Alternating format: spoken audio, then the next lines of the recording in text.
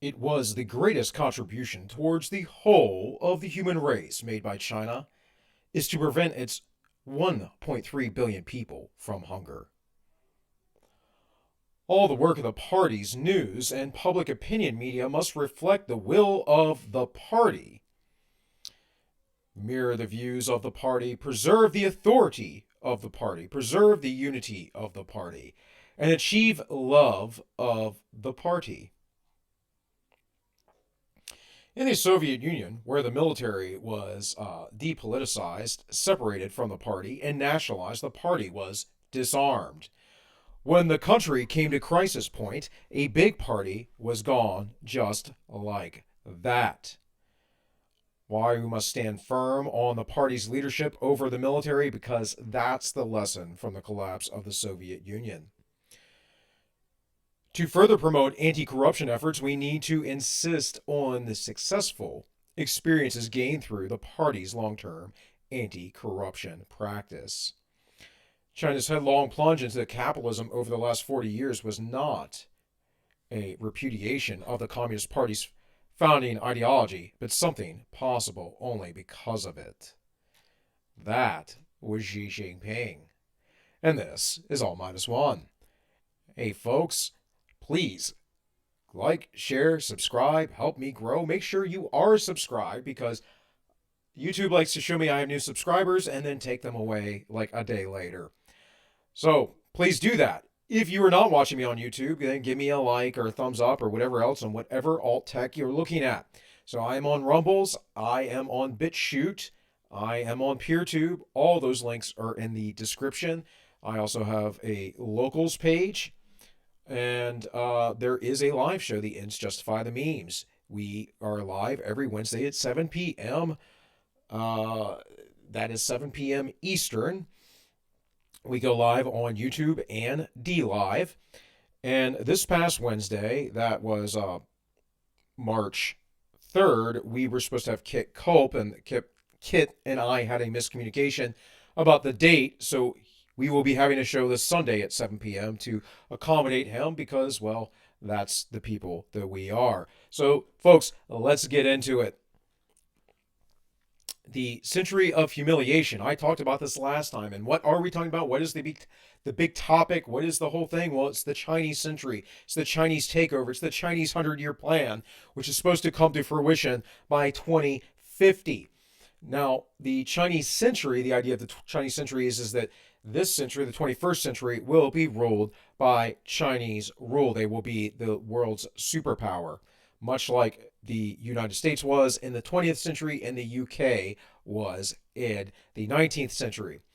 The century of humiliation, though, is this concept that China must take some sort of revenge on the years in which it was oppressed by Western powers, by the powers of Russia and and Japan, as well as other European interests.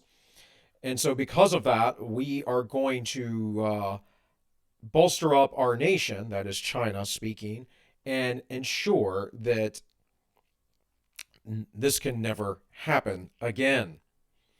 So I started to get into this article before, but couldn't read it for lack of time, so we'll delve into it a little bit. This is from The Economist. The new hegemon. The Chinese century is well underway. Many trends that appear global are in fact mostly Chinese.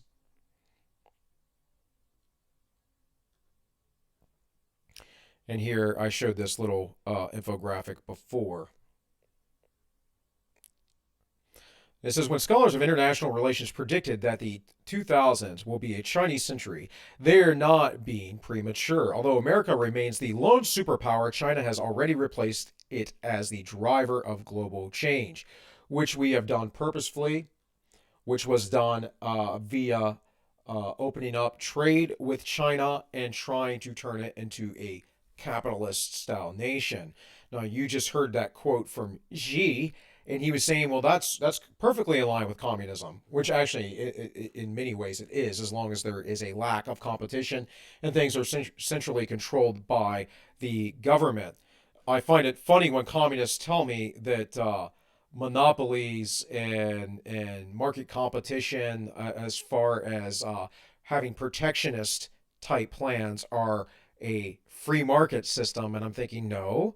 Every time I debate them, I tell them, no, communists create monopolies because the government runs everything, or leftist, if you would.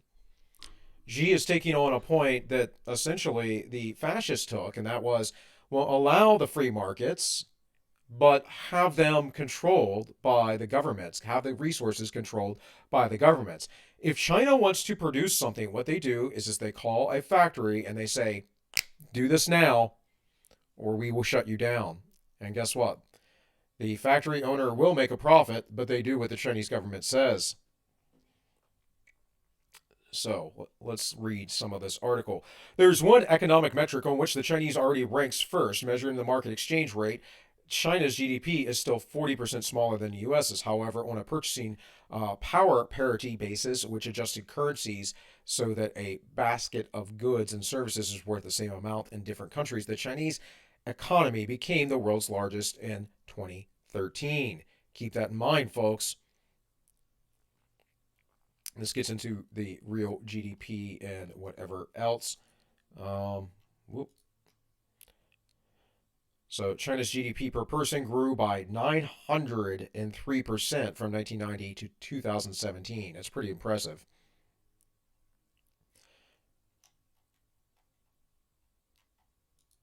China's record has exerted a gravitational pull on the world's economic output. The Economist has calculated a geographic center of the global economy by taking an average of each country's latitude and longitude, weighed by their GDP, at the height of the American dominance. This point sat in the North Atlantic, but China has tugged it so far east that the global center of economic gravity is now in Siberia, because China is so populous and is developing so quickly. It is responsible for a remarkable share of global change. Since the start of the financial crisis in 2008, for example, China has accounted for 45% of the grain of in world GDP. And that's important, folks. You cannot just measure gross domestic product. You have to understand who controls the supply lines. See, Keynesians think short term. They're only thinking about the here and now and how they can control the market in the moment. They are never looking at 10 years down the road, 20 years down the road, 40 years, 50, 60, 80, 100. They're never looking that far ahead. They're okay with sticking your children, your grandchildren, and your great-grandchildren with debt. They don't care. They only care about the perceived comfort of the folks in the day. And it creates, of course, constant problems. The Chinese, on the other hand, even though they use largely Keynesian-style models, are looking toward a longer term. So that's why they are developing their banking systems. That's why they're producing more. That's why they are buying up land around the world so they can have resources around the world. And they're not caught with their pants down like we were at the beginning of the coup.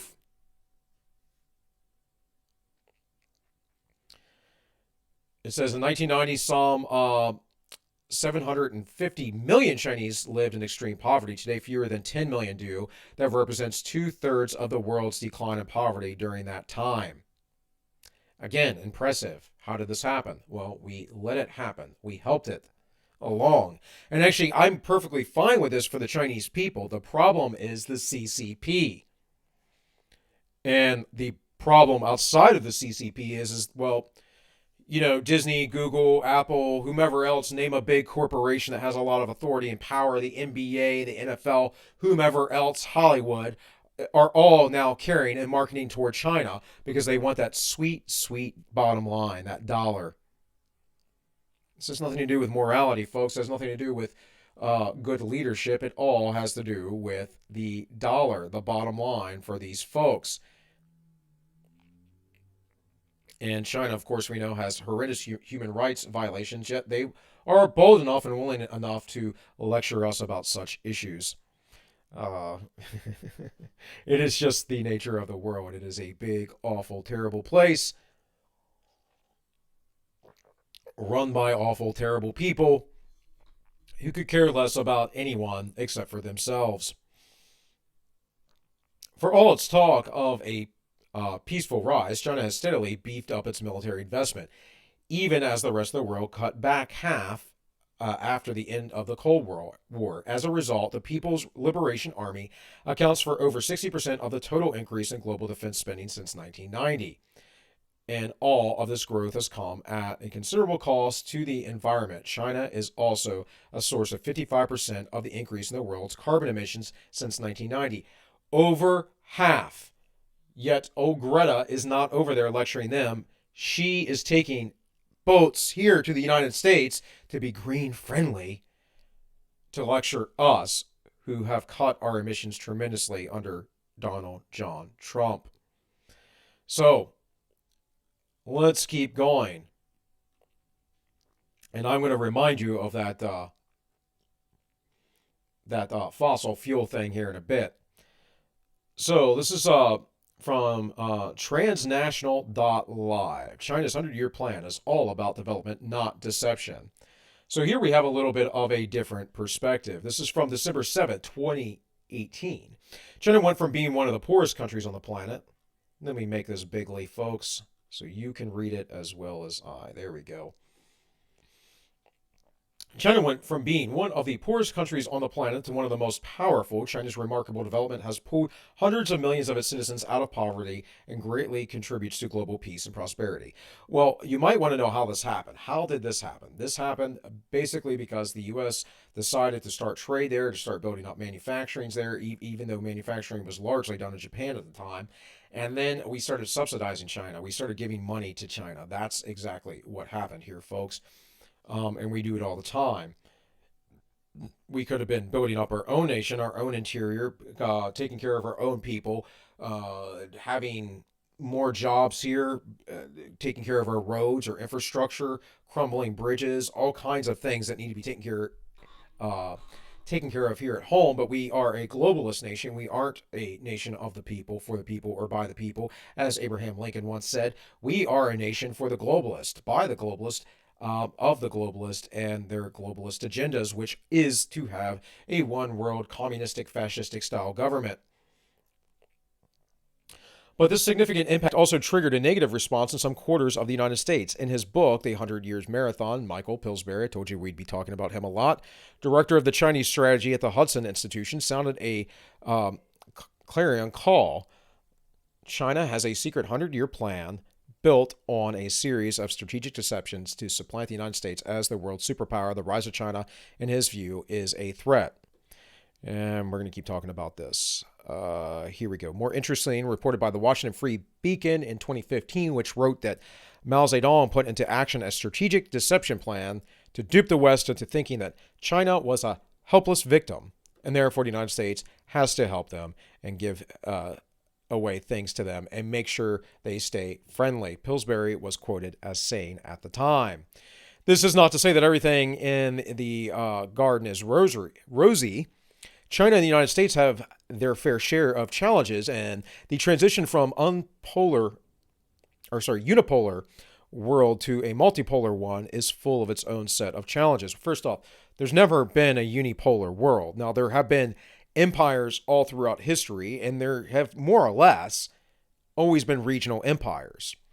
So the East, the Far East, the Orient, as it once was called, or is still called in some parts of the UK, where China is at, that's always had its own empires. And then the West had its empires, and here, even in the United States, there were empires of their own. Right? We know of the Mayas, the Incas. We know that there were American empires. Less developed because those folks were still technically in the Stone Age. They never developed a wheel. They never had beasts of burden. But they still developed great structures and societies. We find this all over the world. The difference now is that we have entered an era of global communication, global travel, and because of that, certain people want to have complete global financial institutions and government. It's not a good idea. They also want a one world religion. That's a whole nother issue I could get into. And it ain't wokeness, folks. It ain't wokeness. It's definitely not Christianity. It's more about the worship of Mother Earth and humanism, the intellect. Any case, I digress. But this reality is a far cry from the saying that China has been following an elaborate plan to supplant the United States. The most important question that flows from this discussion is whether China is a threat. It's clear from Pillsbury and the President Donald Trump leading the authority on China, and U.S. Vice President Mike Pence cited the China speech that some people in Washington believe China is a threat and thus want to contain China. In 2017, the U.S. National Security Strategy, for example, the U.S. government warned that China is out to challenge American power and influence around the globe.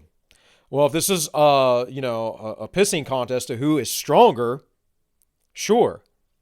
But this isn't about that, folks. This China isn't necessarily a threat and that we're going to go to war with China, although I would be concerned with that.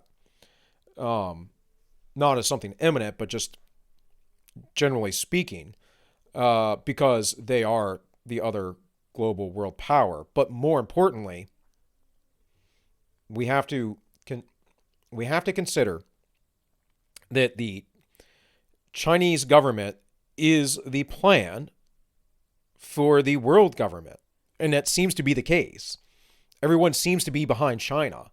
Recall, at Davos, that is the World Economic Forum, Klaus Schwab interviewed Xi Jinping. Mentioned nothing of the coup either, or that China caused it. Instead, it was a bunch of empty platitudes about, how the world must change and work together. The claim that China is carrying out a century-long plan to displace the United States is utter nonsense. I disagree. In 1949, Mao Zedong announced the founding of the People's Republic of China, marking the end of a century of humiliation at the hands of foreign aggressors. Deng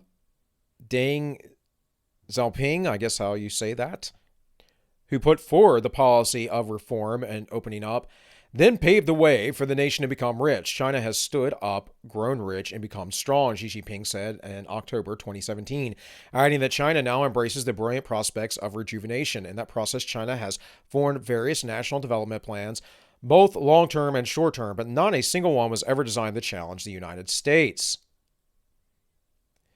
This is absurd framing. If you are growing as a military might and power, it's going to challenge the United States because the United States is the military arm of the UN. We are the world police. Why was Russia a challenge during the Cold War, but suddenly China is not? Now, folks, I am not happy that the United States is the world police either. I don't want anyone to be the world police. This is the way of the world, though. And so if it must be someone, I would prefer it be a Western, somewhat Christian nation. I don't think that the leaders in charge are Christians, but I'm just saying that if this is going to be the case, then I would prefer it at least be in our hands when we have some semblance, whether historically perfect or not, of justice. Now, again, the 20th century, in the beginning of the 21st century here, the United States has been quite a bad actor in many things. But they're not putting Muslims in concentration camps and harvesting their organs and sterilizing them either, as China is.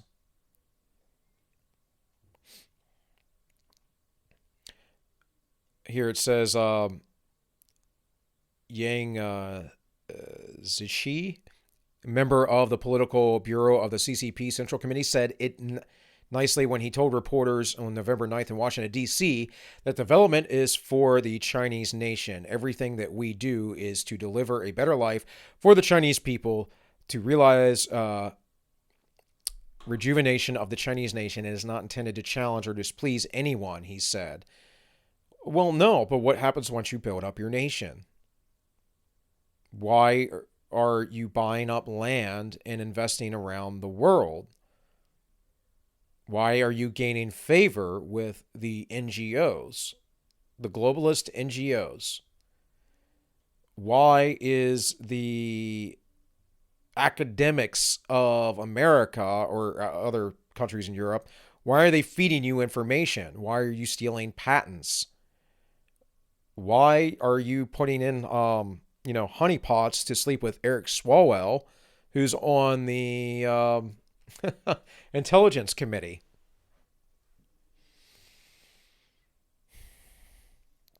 This is just a very, very naive stance. For those who are not familiar with the two Centurion goals, are an important part of the Chinese overall development plan. The first of the two goals is to build a moderately prosperous society in all respects by the time the CCP celebrates its centenarian in 2021. And the second is to turn China into a modern socialist country by the time it celebrates its 100th anniversary of the founding in 2049. Well, here we are, 2021, and 2049 is coming up in a few years, right? It has nothing to do with challenging the United States for dominance, and distorting the aim of such efforts is a distortion of the truth. For China, our only goal is for the people to have a better life. We don't want to challenge or replace anybody else in the world. We want to build a community of nations and share a future together, yada, yada, yada. Okay, fair enough. What happens, though, when the U.S. economy crashes? Who takes over the power vacuum? A more realistic understanding of China is needed because a common interest between China and the United States far outweigh their differences. As Yang pointed out, a healthy Chinese-U.S. relationship is the best interest for the two people and the world, and both history and reality prove that cooperation is the only right choice for the two countries. Win-win can lead to a better life, he said. Of course, that's what international trade and everything should be about, but that's not how it actually works in practicality, unfortunately. Not too long ago, American political scientist Joseph Nye pointed out that that unlike the former Soviet Union, China and the United States have deep economic and social ties. He then posed the question, can we learn to cooperate and compete at the same time? We're not cooperating and competing, though. China is producing everything. China is outpacing us. China is basically the new market. The West, no one cares about the market over here. We're literally destroying it on purpose. There's no doubt that China and the United States compete in some areas, but that does not make them adversaries. No, it certainly doesn't, but it means lots of other stuff. So that was that article, folks. Again, let me get this up to the top here. This is from the Transnational China's 100-Year Plan is all about development, not deception. And that was 3 years ago. Now, I could not disagree more with this guy. I don't think it's about deception either. They're pretty open about it. Most of these folks are open about their plans. Claim China's 100-Year Plan can be stopped with 4 more years. This was June of 2020, and the idea is that Trump was going to stop it. President Trump has arranged the frustrated world leaders with his America First policy that has, among other goals, pushed for U.S. manufacturing to return to U.S. shores. That would mean thousands of jobs return to America's shores and billions of new dollars invested, but it would also mean wealthy U.S. companies would risk losing cheap labor in communist-run China. So are they against us, folks? Well, on a person-to-person basis, the Chinese is an individual. Like, forget about the nations and the politics. The Chinese as individuals in their cities and their developed areas, in a lot of ways, have a lot of better chance than you do. Because of how our supposed leaders have outsourced everything.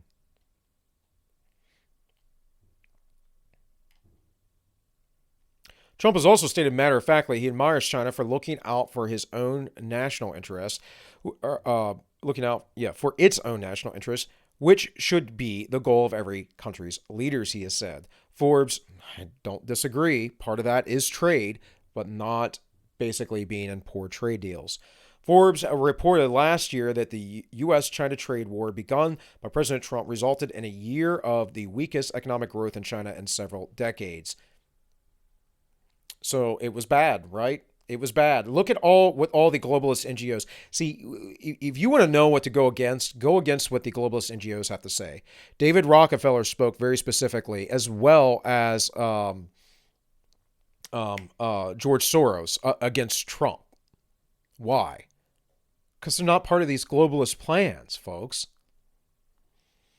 The globalists care about enriching themselves and their own power, and want to keep folks like President Trump out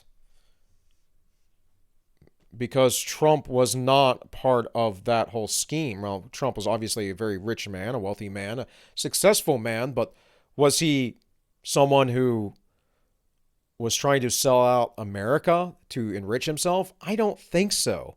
I do think so about Beijing Biden, though. And I think so about Barack Obama. And I think so about George W. Bush. And I think so about Bill and Hillary Clinton.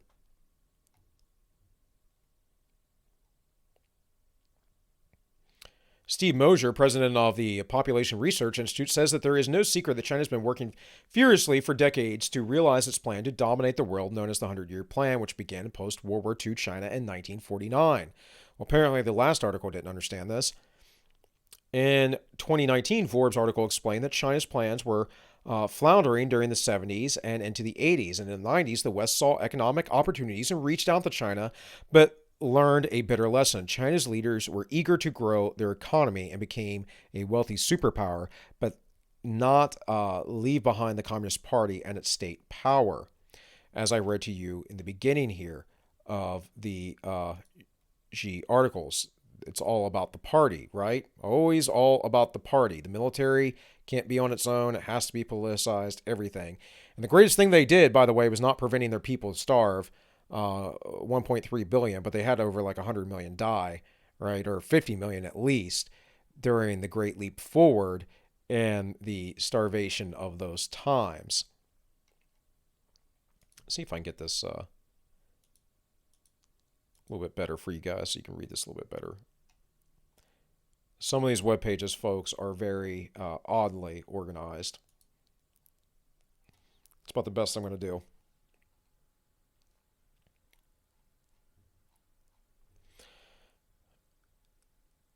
The centennial of China's communism begins in 2049, Mosier says, so that date is important to Chinese communist leaders, who he argues must be stopped. Comparing U.S. interests to Chinese interests, Mosier tells One News Now that Trump's nationalist approach would never happen in a Joe Biden administration. We know this. Joe Biden's been very pro-China. Joe Biden got rich from this. When he went into the vice presidency, folks, according to, what was it, CBS News, I think, he had a net worth of $37,000. Most politicians are multimillionaires. He had a net worth of $37,000. Now he's a multimillionaire because his brother and his son did business in China, knowing that they would be on the inside eventually, right? That they would have ties to the heads of power, of influence. You must be very naive if you don't believe this. You could say, someone out there will say, well, Bill, that's a conspiracy theory and blah, blah, blah. And I'm like, do you even know how the world works? Like, you wouldn't put this past anybody in your work, I guarantee it. You probably worked somewhere in your life where there were shady folks who did all kinds of shady deals. There were nepotism and cronyism and whatever else going on, where people had, did favors for each other and just were not fair. And you think it doesn't work this way by the wealthiest elite who are in charge, who get away with everything and are never convicted, never locked in prison? Let me ask you a question real quick, just a little thought experiment. Do you think Andrew Cuomo is going to be charged with the murder of all of those folks in the nursing homes? Do you think he's actually going to get in trouble for this Me Too allegation that's meant to cover it up? Some of you need to grow up and start thinking like adults instead of children. That's not to say that everyone in the world is a nefarious character. It's just to say that you have to understand the motivations of human beings better. I think that what we have in the case of Joe Biden is a clear case of China collusion. He says the China collusion between Biden and Biden's family members in China is real. In the new Trump campaign ad, the GOP is reminding voters of Biden's glowing words for China at a 2011 speech he delivered at Sichuan University. A more prosperous China will mean more demand for American made goods and services and more jobs back home in the United States, Biden said.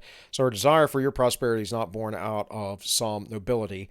It is in our self interest that China continue to prosper. China does not actually import a lot of American goods. They do, to some degree, farming, grain, I think soy, stuff like that. But understand that those industries are federally subsidized and they're basically they might as well be our own communistic system, right? Or we have federally subsidized agriculture in the United States. We have essentially what the Communist Manifesto wants, one of the 10 planks of having a nationalized agrarian society. Very few small farmers actually make any real money. Such an honest view of trade and wealth likely reflects the view of some Republicans and big business too, since the U.S. Chamber of Commerce has been hammering away at Trump's trade wars in articles such as this. The same GOP ad, which fact checks PolitiFact, flagged for misleading clips and phrases, claimed that Hunter Biden scored $1.5 billion deal with the Bank of China in 2013 on behalf of a firm that employed him. Let's see if I can get rid of this.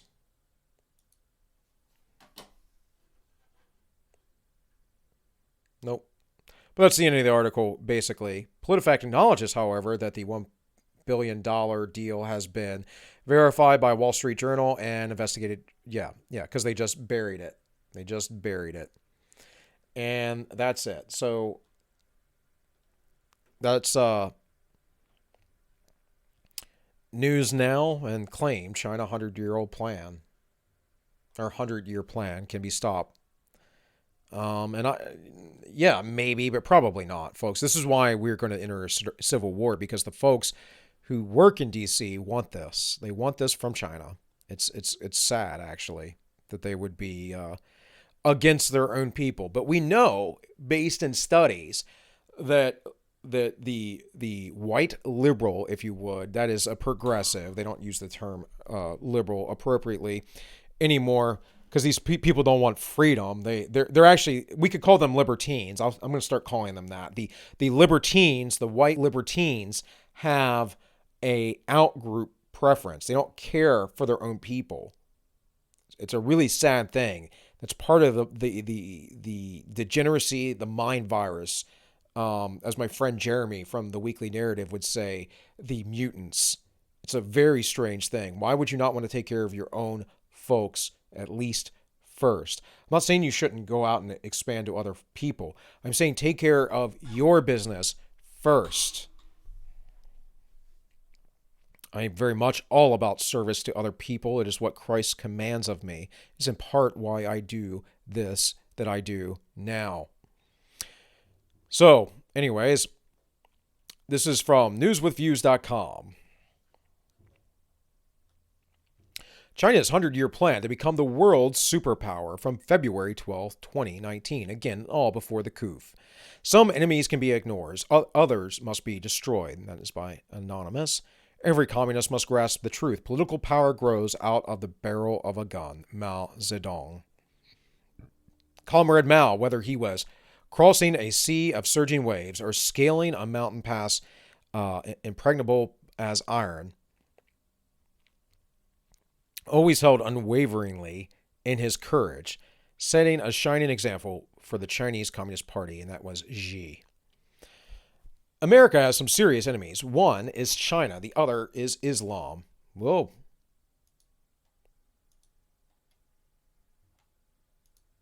Where'd my article go? Technical difficulties, folks. No worries. I got a little history tab right here.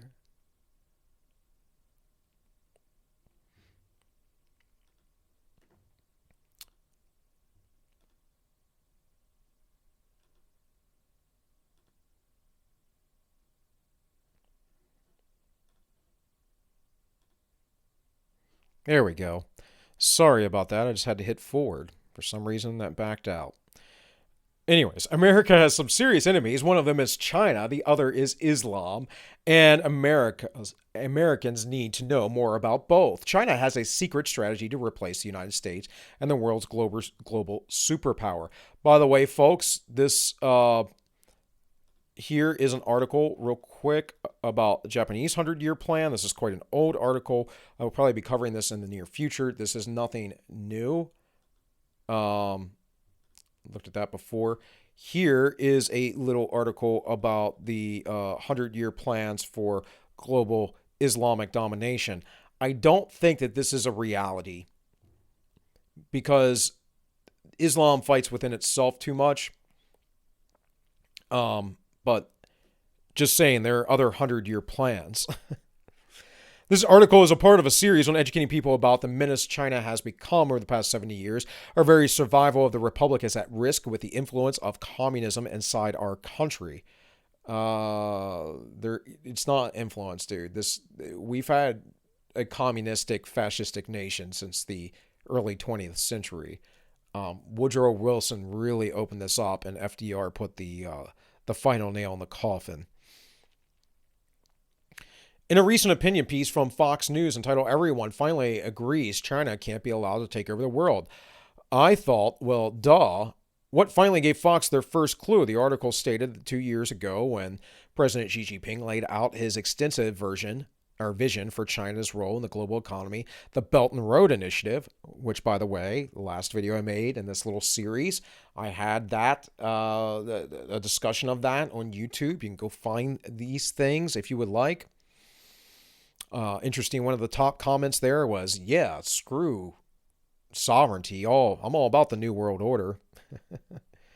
Xi got the rest of the world rethinking the wisdom of handling China, the keys of the global car, the billions of dollars they've garnered from American trade has enabled them to buy and bribe their way to owning the world, and the dragon has expanded their military strength. They now have the second largest defense budget in the world, and of course that is second only to us, which doesn't matter if we have so much technology if we don't have a will to fight. And I'm telling you right now, the military is being highly, highly demoralized here in the U.S.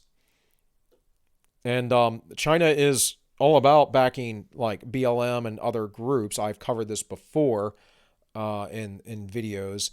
They actually sent lines over to BLM members to have chats with them. They like Antifa. This is part of their continued subversion with us, but they probably are messing with us far less than Russia once did, the former Soviet Union. However,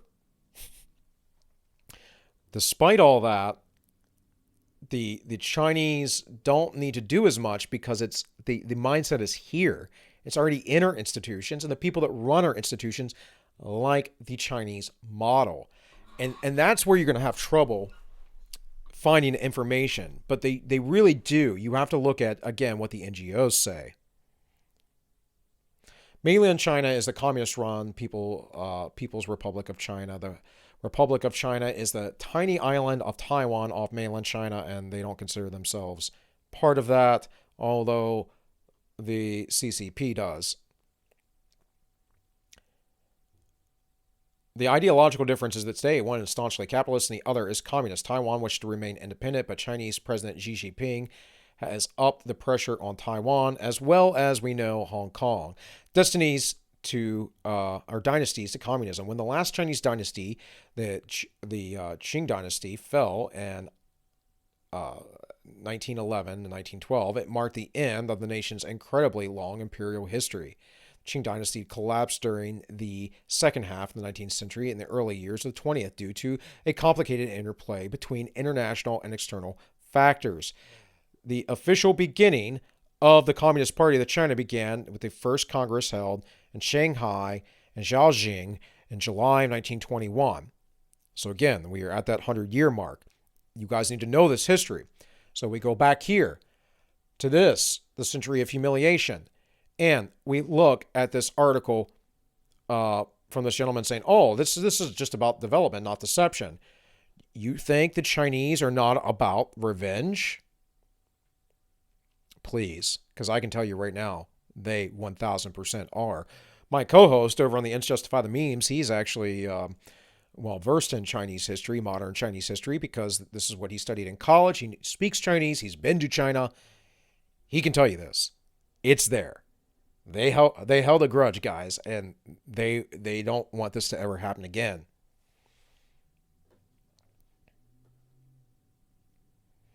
The Kuomintang, or KMT, was the Chinese political party that ruled the mainland China from 1927 to 48, and then moved to Taiwan after the Civil War. The name translates to Chinese National People's Party and was historically referred to as the Chinese Nationalists. The party was initially founded on 25 August 1912 by Sun Yat-sen.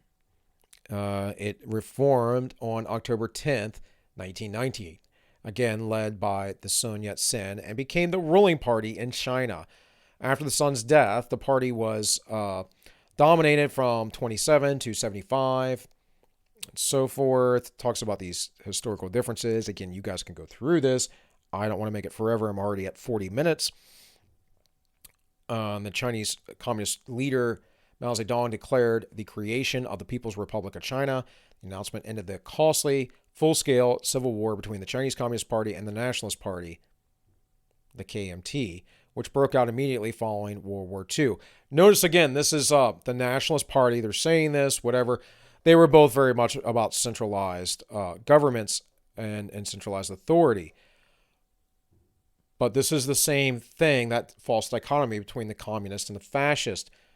One would have probably allowed a little bit more freedom than the other.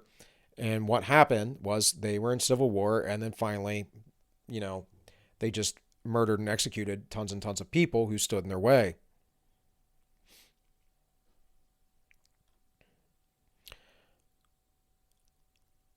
So here it says, President Richard Nixon. After years of diplomatic isolation, President Nixon, 1972, visit to China was a strategic and diplomatic overture that marked the accumulation of Nixon's administration, resumption of harmonious relations between the countries. Now, important, right before this happened, a year prior to this, Nixon suspended the Bretton Woods Agreement.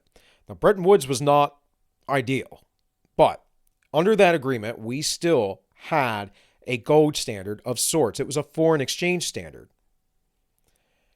They completely got rid of that, and we went to complete fiat currency. And the next year, within a year, under the advice of Henry Kissinger, they opened up China. This is why I say, I don't know what was going through these men's heads, but I do know that they were globalist in the things that they enacted, and in part the things they participated in. For instance, Nixon talked about going to the Bohemian Grove meeting once. That's the Alex Jones infiltrated Bohemian Grove thing, where a bunch of people get together and they do the cremation of care, which is an effigy. If you guys don't know, an effigy is a fake sacrifice where they burn an effigy of care to the god Molech. And it's a big play thing. The Bohemian Society came out of a group of theater folk, but like all artists and artisans, they are tied and involved with government officials because they consider themselves the intellectia. And so in any case, Nixon was there once. We know, we have quotes from him talking about it. But there's a lot of evidence to suggest, especially Henry Kissinger, that these were globalist type plans. So I don't think it's that far of a stretch for me to speculate and say that this was done purposefully and was meant to build up China so China could eventually take over. We didn't have these kind of relations with Russia, if you recall. Not at least until Reagan. And Reagan, being very friendly with Russia, actually helped bring about the destruction of the Soviet Union. Says early in his first term, Nixon thought the National Security Advisor, or through his National Security Advisor, Henry Kissinger, sent subtle overtures hinting at warmer relations to the PRC government. After a series of these overtures by both countries, Kissinger flew to a secret diplomatic mission to Beijing in 1971, where he met with Premier Zhu, and whatever. On July 15th, 1971, the president shocked the world by announcing on live television that he would visit the PCR the following year. Recall as well, though, Nixon was trying to end the Vietnam War, and guess where the Viet Cong were getting supplies from? So this was a multiple front issue. Here we talk about Mao's Great Leap Forward. I've talked about this before. Not going to go through this. Deng Xiaoping ruled the mainland after the late 1970s. In 1997, he was the most powerful figure in the People's Republic of China until his death in 1997. He restored China to domestic stability and economic growth after the disastrous excesses of the Cultural Revolution launched by Mao. Its stated goal was to preserve Chinese communism by purging remnants of capitalist and traditional elements from Chinese society. Very much so, as the lefties would do today in the West. Under his leadership, China acquired a rapidly growing economy, raising the standard of living, considerably expanded personal and cultural freedoms, and growing ties to the world economy. Deng also left in place a mildly authoritarian government and remained committed to the Chinese Communist Party. One-party rule, even while it relied on free market mechanisms to transform China into a developed country. One-party rule is always the case, guys. We are under one-party rule in the United States. It's just an illusion of two parties. Now, there are folks in the Democrat Party who aren't with the party line, and there are folks in the Republican Party who aren't with the Republican Party line, but there are primarily those who are in power, Republican or Democrat, are all in line toward globalism, and it's all leftism, and it will continue to shift this way until the United States has no more power. Now, those folks will still have power and authority because they will be in charge, but they don't care about you, and most of them are multimillionaires, so it doesn't really affect them. It says, however, in May 1989, exactly 70 years after the May 4th movement, millions of young Chinese students are crowded into Beijing to demand greater democracy and less repression. This is, of course, the incident of Tiananmen Square. On June 4th, Chinese troops and security police stormed through Tiananmen Square, firing indiscriminately into the crowds of protesters. Thousands of students were killed. Most Chinese don't even know about this today. In 2012, Xi Jinping became the president, and ushering an era of increased assertiveness and authoritarianism, all the while cementing Chinese position as a superpower. And it talks about General MacArthur said, I am concerned for the security of our great nation, not so much because of any threat from without, but because of the insidious forces working from within. And that is correct. Stalin viewed Chairman Mao as a junior partner. He even pressured Mao to help communist North Korea in the Korean War. The Battle of the Chosin Reservoir was pitted against 15,000 Allied ground troops against 120,000 Chinese infantrymen. American soldiers died by the thousands. Except for the Chosin was a horrible battle. Any Marine learns about this because the Marines there were nicknamed the Frozen Chosen because they had hardly any supplies. They were very cold, and they were surrounded on all corners. I believe it was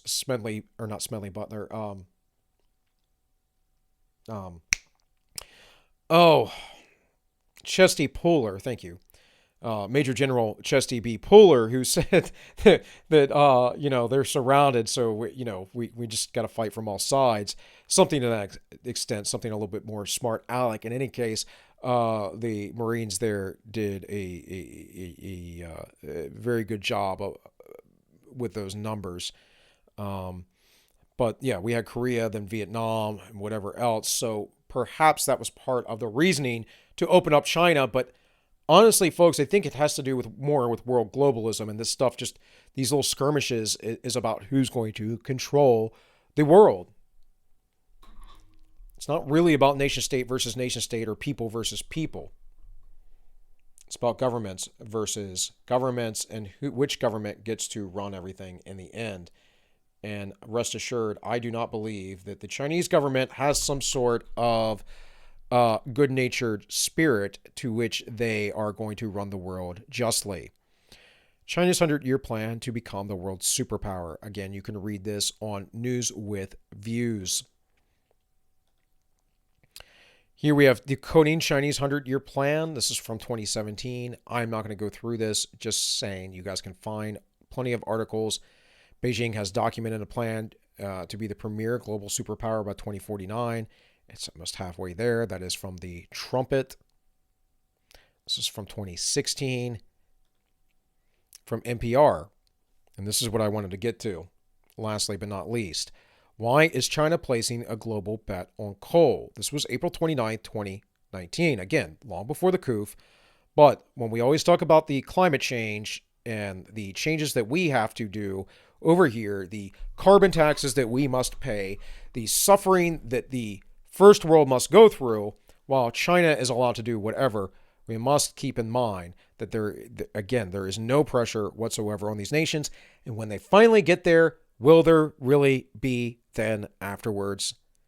I think not. Because why would they listen? You think, Greta's going to have anything to say to Xi? Like he wouldn't have her disappeared? She just wouldn't be gone like a vapor? This is how it works, guys. I mentioned, I can't remember the guy's name. He's a billionaire. Billionaire Chinese national. Like, said some harsh words about the government, disappeared. I don't know if he's returned. He's gone. No one's heard anything from him for weeks. This is what they do. But yeah, they're not going to have nefarious plans for as the global leaders. No.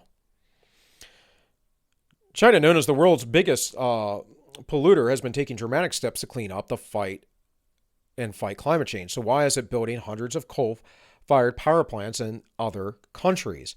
President Xi Jinping hosted the Belt and Road Forum in Beijing over the weekend, promoting his signature foreign policy of building massive infrastructure and trade links across several continents. The forum, attended by leaders and delegates of nearly 40 countries, came amid growing criticisms of Chinese projects, including their effect on the environment.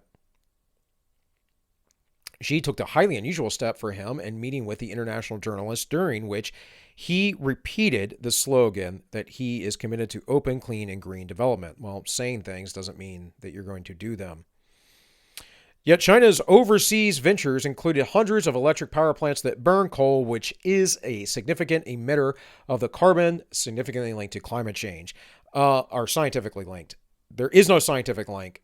Some scientists believe that, yes, the carbon emissions do affect this. In fact, probably one of the premier scientists on carbon, I can't remember his name off the top of my head, but says, of course it does. But then you have to square it every time for it to have the same effect. So eventually, it just doesn't have that effect anymore. And he's like, it's just a minor effect too. And we know that the Earth's gone through cycles and phases. We've had higher temperatures than we have today. We also know that we've been coming out of an ice age. I'm not saying the Earth isn't warming. I don't really know, supposedly. But we also know that the numbers are fudged all the time. We had ClimateGate years ago with the email scandal. The 97% study is bunk, guys. I'm not going to get into it. There's no point arguing with ideologues about this. It's just not a true study. It was created by a cartoonist, and as far as I recall, and it was very vague in the questioning. And if you talk to many climate scientists, they will tell you otherwise. In any case,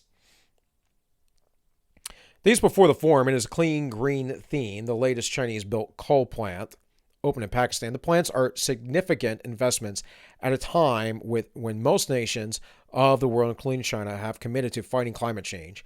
When you put money down and put steel into the ground for coal-fired power plants, says Cunningham, it's a 40 or 50-year commitment. In one sense, China pushes for coal is not surprising. China knows how to build coal plants, and it's the world's largest consumer, drawing more than 70% of its electricity from coal. Why would they do this? Well, I'll tell you why they do it. Because they know how. It's cheap, it's easy, provides power, and it gives them wealth. They don't care about your supposed climate agendas, folks. They just don't. They care about their own agenda. But facing overwhelming pollution levels, China has restrained the growth of its coal industry at home. Well, sure, they'll start developing nuclear and stuff like that, where we aren't doing that here in the West when we should be. For many years, four huge electric power plants based on burning coal within the capital city, Beijing, contributed to the city's choking smog. But within the past 4 years, all four stopped burning coal. Why? It was in Beijing. Why would you want your biggest, most important city to be basically polluted? You don't want that. You don't want visitors coming and thinking how horrible it is. You want it to look clean. You want them to think that, oh, look at this dictatorship. Look how wonderful everything is when you have a dictatorship. And there are crazy people out there right now, like regular average Joes. I know, because I've talked with them, like on Reddit and stuff, who think that that's a good thing, that having a dictatorship's a good thing. I mean, Bernie Sanders thinks you not having any choices in the USSR and Venezuela and whatever else are good things. A visit by NPR on Saturday to one of the plants, the Quinay Beijing Thermal Power Station, showed that it now burns natural gas. Still a contributor to climate change, but overall considerably cleaner. Actually, natural gas emits almost no CO2 comparatively. The air quality is much better than before. Okay. While closing old plants, China's leaders have limited the the building of new ones. The government has promoted wind and solar energy. It has produced so many solar panels that it has reduced prices for them worldwide. Why? Because it's a commodity that people are preaching about. So they're basically yielding to somewhat to the market, and they have the resources to do so. But the Chinese engineers, metal workers, and laborers who built the coal-fired plants must be kept employed. And Cunningham says many are going abroad. They're building energy projects in other nations on Chinese Belt and Road Initiative. Why would they do that? Well, because they don't care about those other nations. Clean up our environment, pollute elsewhere because, hey, we get money. China has made more than, like I said, guys, I don't pre-read these articles. I find them, I look at them, like grossly look at the titles, whatever. I'm like, I'm going to use that. I put them in whatever order because this stuff just makes sense. Like once you start getting into information, you read enough, and you understand the general motivations and the trends, you just know, and that's why I end up saying things before the article says it. More than 244 billion in energy investment abroad since 2000, much of it in recent years, according to Boston University database. The bulk is in oil and gas, but much more than 50 billion has gone toward coal. China has done a very good job of emphasizing the target of greening the Belt and Road. Yeah, they actually still produce over half of all carbon emissions, so I don't think so. Here it says there are concerns beyond climate. The coal projects in developing nations are built with Chinese loans, which the developing states must repay. There's a widespread view among investors that as coal industry declines in much of the world, coal is a bad investment. Not if you want power. It's cheap. If you want to take your nation from third world, not industrialized, everyone living in poverty, barely being able to get clean water and decent food, to first world, industrialized, clean food, sanitary food and water conditions, regular food, not having to worry about starving to death, medical treatment, all that stuff. You need energy. How do you get energy? Well, the cheapest way to get energy is to burn coal right now. Most of these countries that don't have this, people burn dung, feces, on a regular basis for fuel. The Asian Infrastructure Investment Bank, a Chinese-funded international institution based in Beijing, told NPR that it applies rigorous standards to its investment and has yet to support a coal-fired power plant anywhere. In most countries today, it doesn't really make financial economic sense anymore to invest in coal-powered plants, said Vice President Jacom von Amsberg. Renewable energy offers cleaner alternatives. It's also way more expensive, way more inefficient, and has a number of problems that does not allow it to be sustainable at 100%. You have to have backups.